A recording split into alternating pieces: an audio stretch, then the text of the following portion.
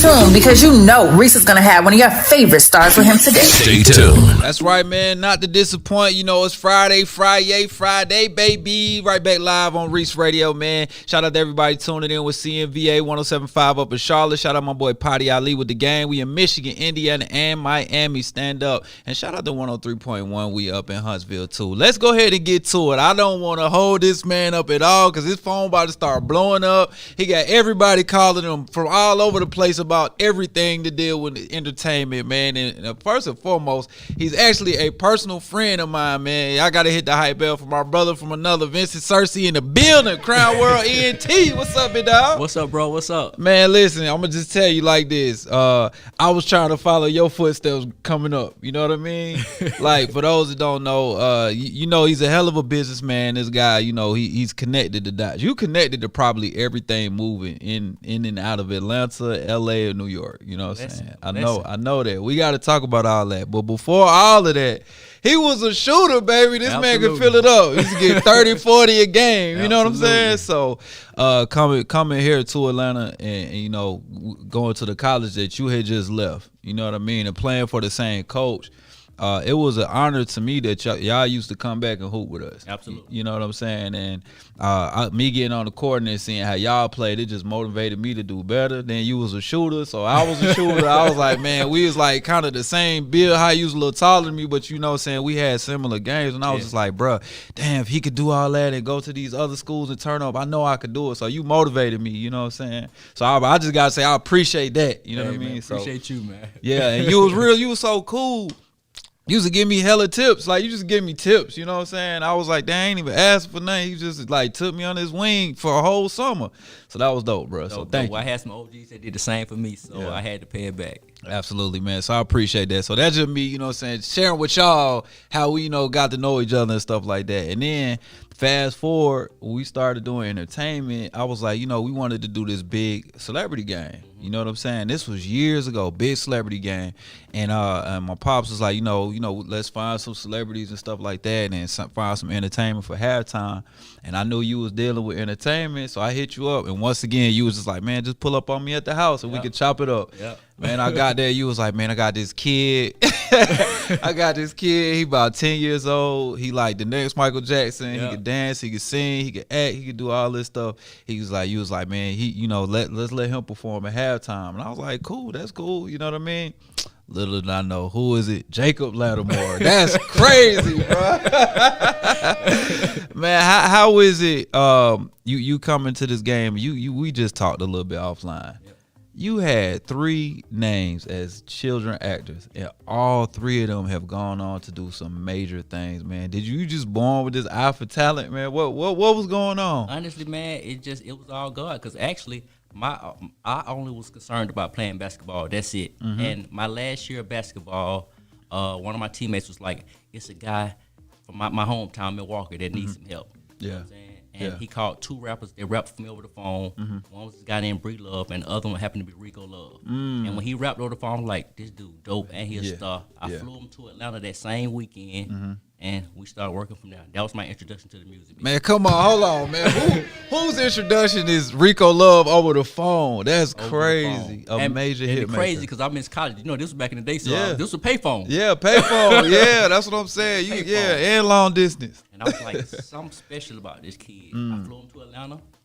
That was it. Yeah. Right. You was already a CEO. Yeah. And didn't even know it. I didn't know nothing about the business, but I learned as I went on. Yeah. That's crazy, man. So let's go back and backtrack with that. You always had a drive. You could see that even from hooping. You know what I'm saying? Like, you was gonna be the best. You was gonna be the hard worker.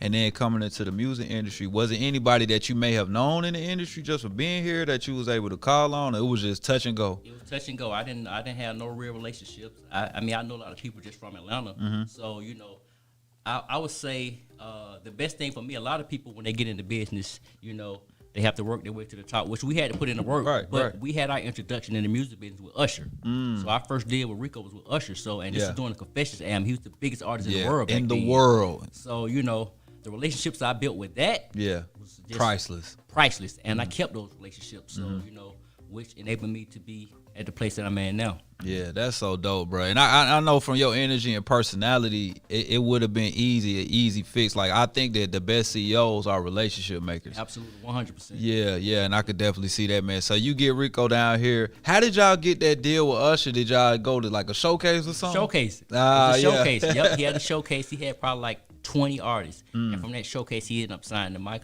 artist Rico Love, and he signed this group from Chicago called One Chance. I remember them. Yep. Yeah, I remember them. And Usher did this joint venture with J Records, Clive Davis, and it was on from there. It was on and popping in. So how was that first introduction into the industry? You got Rico. You was managing, and did you sign him at that point, like under a label? It was just management. Straight management. Just management. Yeah. But you know the beauty of it is, you know, we talked earlier about how you may want to do one thing, but God got another plan for you. Right. So when I did the deal with Usher, Rico was a rapper. Never thought about writing that was a rapper. Right. And he was dope too. Yeah, for real. So we did the deal as a rapper. But you know, things weren't moving as fast as we wanted. So Usher was like, "I'm gonna give you some tracks. Just write something to see what you can do." It was just Blaze tracks. Oh man, come Rico on. wrote rap songs to it, and I was like, "Nah, you should do something for Usher." So then he wrote a song, him rapping. And then he had Usher on the hook. I was like, no, you should just write a song for Usher. He's like, bro, I'm not a writer. I'm a rapper. And they won't respect me as a writer. I said, well, just do it for me then. He wrote the record and it ended up being throwback. Look at that. Look at that management psychologist working, man. You know what I'm saying? Yep. That's what's up. And That's that started crazy. his writing career. Yeah. Very first record was on Confessions album. Who does that? Whose first writing credits is on an Usher album after Usher's already? Absolutely. That's God given. That's what's up. That's what's up, man. I'm glad he had you to talk him into it. Absolutely. And I see y'all still kicking to this day, man. I just talked to him before I walked in here. That's crazy. Yeah. Because I say, I obviously follow you on social media. I seen him giving, games to your people, on your team and stuff like that. So that's dope, man. That's real dope. Rico loved a rapper. That's crazy. I remember them CDs being out in the street too. Yeah, I was working them tapes, man. So that's dope, man. So you kind of transition into a full-fledged entertainment company after that. Was that the goal as you saw how things were going? It was always the goal. For me, I just, we was in a deal with Usher. He was very positive with us. He gave us a lot of good game, and he taught us the business. But I also felt like it was other things that we wanted to do that we wasn't able to do. So it was always my goal to have my own label. Gotcha. So it was Rico's career was a learning experience. But the beauty of that is things didn't go how we wanted to go on the artist side, but he got a writing career out of it. Yeah. And then from that, he also introduced me to my next two clients. Yeah. Which was, one of them was his college friend at FAMU, which was K. Michelle. He Come on, introduced me bro. to her, and I became her first manager. Come on, let's hit it again, man. I had one of the dopest interviews ever with K. Michelle. So, her energy is dope, too, man. So, that's what's up. Superstar. That's crazy, bro. You like the Mr. Dot connection, man. Like somebody calls you, it's Rico Love. I gotta hear you rap on the phone. Then Rico calls somebody, it just so happened to be K. Michelle. K. Michelle. That's wild. Then right after that, probably like 4 months later, he's like, I want to do an event in my hometown, Milwaukee, Wisconsin. We threw a party, and guess who he introduced me to? An 8-year-old Jacob Lattimore. That's crazy. Hey man, look, I'm gonna run out of battery juice on the Red Bull hype bell, man. That's crazy. That's wild. So you meet Jacob through Rico at a party to go back and host in y'all home state, but his hometown, right? Hometown, yep. That's wild. It was a radio show, and then the party, and he brought Jacob on stage just like to dance. And I was like, wow. Yeah. Wow. Yeah. It was going from there. Yeah, that's the first time I saw him like moving and doing this thing. I was like, bro, this kid is not human. Yeah. Like, you know what I'm saying? Hard worker, Yeah. superstar, and he got it all. Yeah, full package, man. Full Got it all. package. And you saw that and was like, all right, we're gonna make something happen. Yep. So at that point, did you be like, you got to come back to Atlanta because that's where it's moving at? Yeah, so, definitely Atlanta was in the plan, but, he stayed in Milwaukee because, again, he was 8. Yeah, You know what I'm yeah. saying? So I ended up meeting his mom right after I met him. Right. And, Yeah, things led yeah. to one thing led to another. Right. And we definitely made the move to Atlanta. Right, and congratulations, by the way. Right? Thank you. So, man, we kicking it right now with CEO, Crown World Ent, Vincent Searcy, and about his moves in the industry. I'm just glad that you came and chopped it up with me because you got a story that needs to be told. It's very motivating. You got people out here like, man, I just want to do something, and you doing things, and you've been doing things and making moves, bro. So, I just want to say congratulations, man. It's dope to see how you moving. Thank you. You know? Definitely congratulations to you on everything you're doing. going on. Man, appreciate that. Let's talk a little bit about Crown World presently. Okay. You know what I'm saying? Y'all getting deals, endorsement deals. Y'all a marketing company. Y'all are doing stuff. I pull up IMDb credits on you. Yeah. You getting your tuxedo. Yeah. You're looking dapper. You know what I mean? So let's talk about that because you're fluid.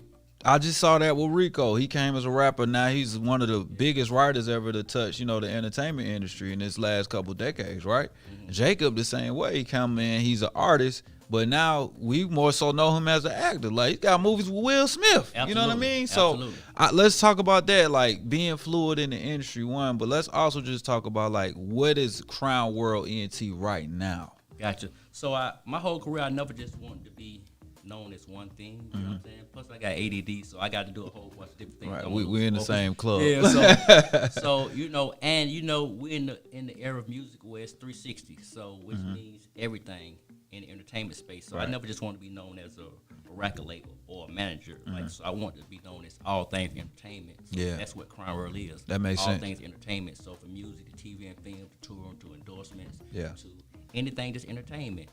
So those are the steps I take when I find an artist, when I find anything. It's like, how can we maximize this? Not just do this one thing, let's maximize it. Yeah, it's almost like hoopers now. When you look at an NBA game, it's like the point guard could play the 2 and the 3. It's like you looking at a person, okay, you can do this, you can do this, but can you do this? And can we get a company to believe in you? Man, you see those different avenues to the bag. I ain't mad at that. I ain't mad at that. So right now, we have the label, we have the publishing side, we have the management side, we have the TV and film side, and then we have the marketing side. Right.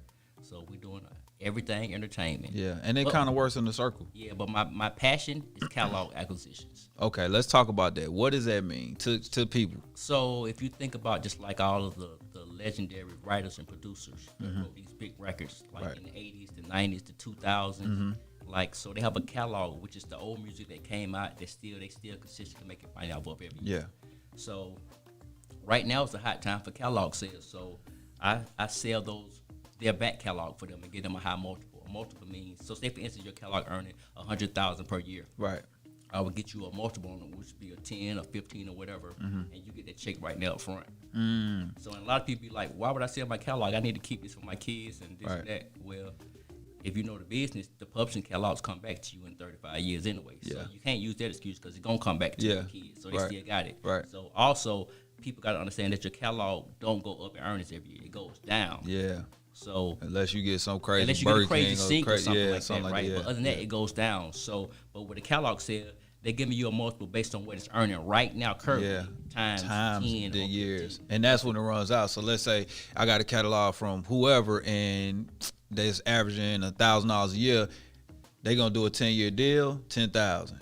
Low numbers, but I know you know what I'm saying. I'm just making it easy for people to grasp the concept. So basically, you getting your money up front, and then in 35 years, I can come back and then rebuy. Well, you get it back anyway, and then I can hand that down to my kids, and they can make a deal. They can make a deal. And the beauty of it is, a lot of people don't want to just do music. They got other things they want to do.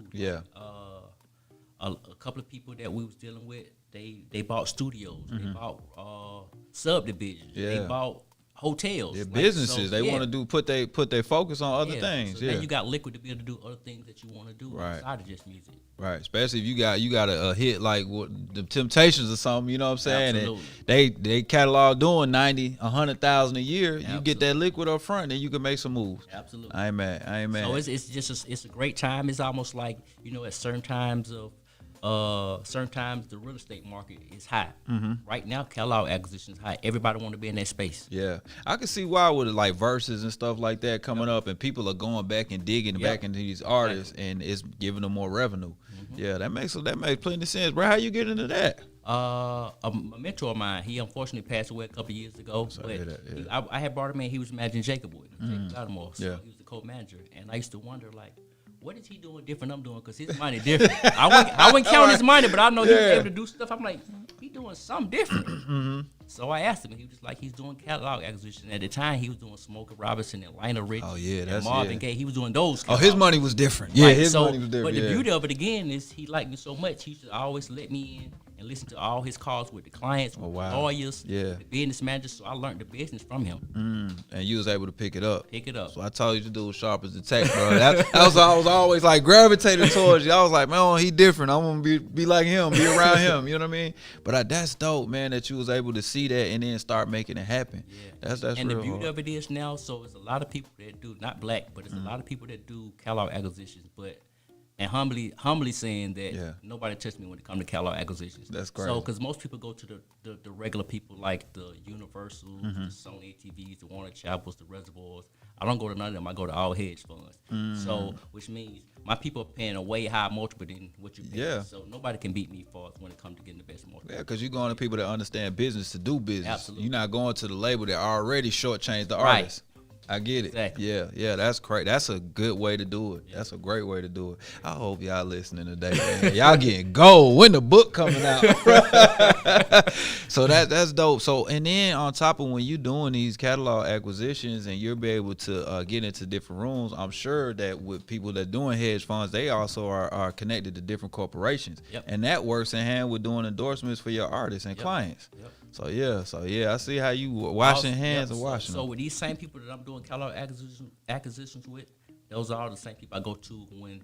So just like artists come to me, need help all the time, or writers, producers, people who got TV and film scripts come to me all the time that need funding for it. Okay, so they come to me for that, and then so that's how I'm able to get producer and executive producer credit on these projects because people come to me needing funding, and I can find the funding for them. That's why your IMDb stupid right now. It's about to get crazier in a minute. Just what? I got some new stuff coming up. Oh my God. Now, with that being said, we have a lot of content being created, especially through the pandemic. People in the house, we had to stream everything, and now movies, the new releases are being streamed.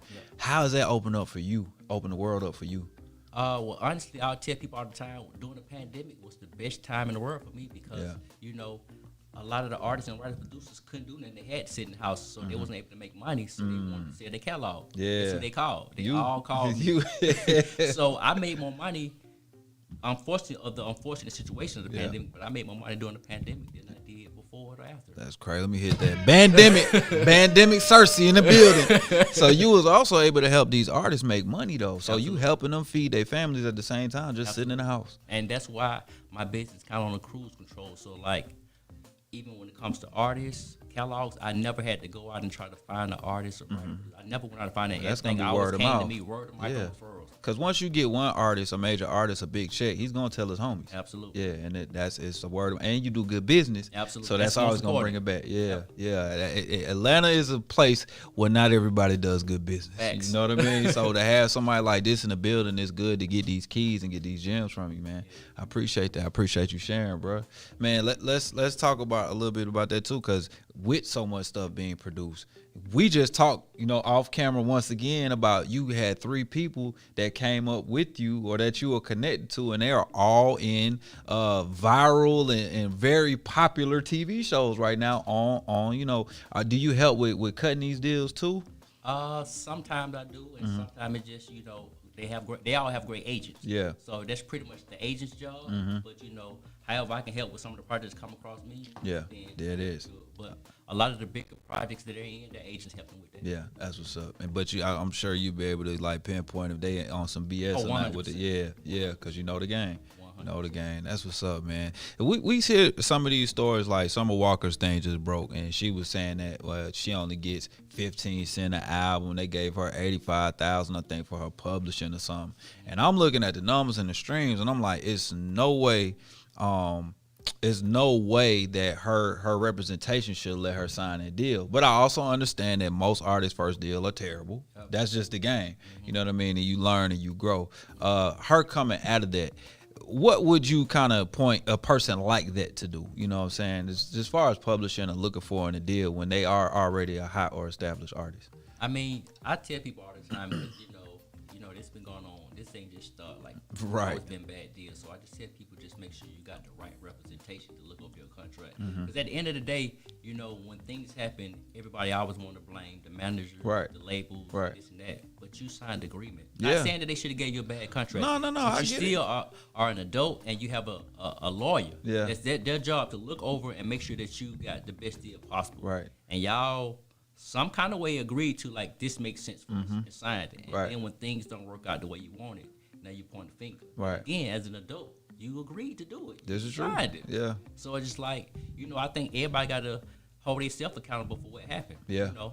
Yeah, I agree with that. I agree with that 100%. You know, and being with a reputable company, a reputable law firm, you got to realize they work for you. You know, you the artist. You're gonna put in your work, but those people work for you and should be working on your behalf. They work for you. Right, I get that. I get that. I definitely get that, man. Right now, we with the gym giver. You know what I'm saying? He been giving us all the game. What do y'all have coming up on the new horizon with Crown World? We going into 2022. What can we look out for? So it's a lot of things. I want to start off first, though, because I just felt like my whole career I've been helping everybody out, everybody else build their career. But I got family members that want to do music, and I haven't helped none of them. So it's just like this year, actually my wife told me, she said, you got these cousins and nephews who do music. You should help them and put money behind them. Yeah. So me and my sister Janae, we got together, brought my little cousin Savo, brought my nephew Joshua, and a couple of other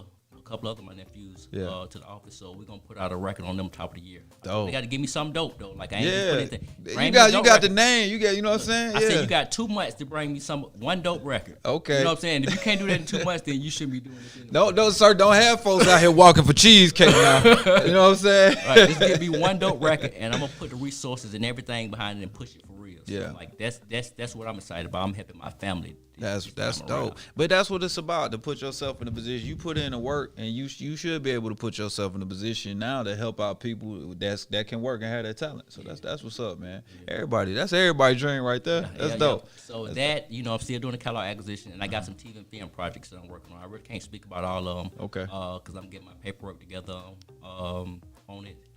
But it's about to be a exciting year. New interview in January. Y'all get ready. I want all the juice. You know what I'm saying? And you gotta bring us the music when they got those records cooking, so we can get them up here. Yeah, that's a promise. Reec Radio promise. We're gonna have them up here. Yeah, we definitely gotta get that, man. I appreciate you coming chop it up with me, bro. I appreciate you inviting me, man. Oh yeah, absolutely. Make sure y'all follow them online. What's the website? Crown World Entertainment. Crown World ENT. www.crownworldent.com. All right, and then follow him on Instagram and all that stuff too, man. Searcy of CWE. And Crown World ENT. there we go. All right, man. Y'all get Crown World Entertainment. That's what great assistants do over there. So the shooting live. Now it's this one. Man, once again, man, I appreciate y'all tuning in. Of course, it's a Reese's Peace of Mind time or Pops Knows Best. Of course, I'm going to tell you like this, man. There's more than one way to skin a cat. You've probably heard this said a million times, but never really looked into it. This man just gave us the game. He said he came into this thing thinking he was going to be a hooper, thinking he was going to go to the league or something. And then he gets a phone call, and he was able to hear the opportunity when it came the right way. Then he had an artist that was, a rapper, but he was like, take a chance. Go ahead and take a chance on yourself. Try writing. Now he's one of the biggest names in songwriting history on the R&B side. So make sure, that you realize there's more than one way to skin a cat. That's our Reese's Peace of Mind for the day. Y'all keep it locked in. We getting into this mix with my homie, DJ Decepticon right here. It's the Friday, baby. Reec Show Live. Don't move.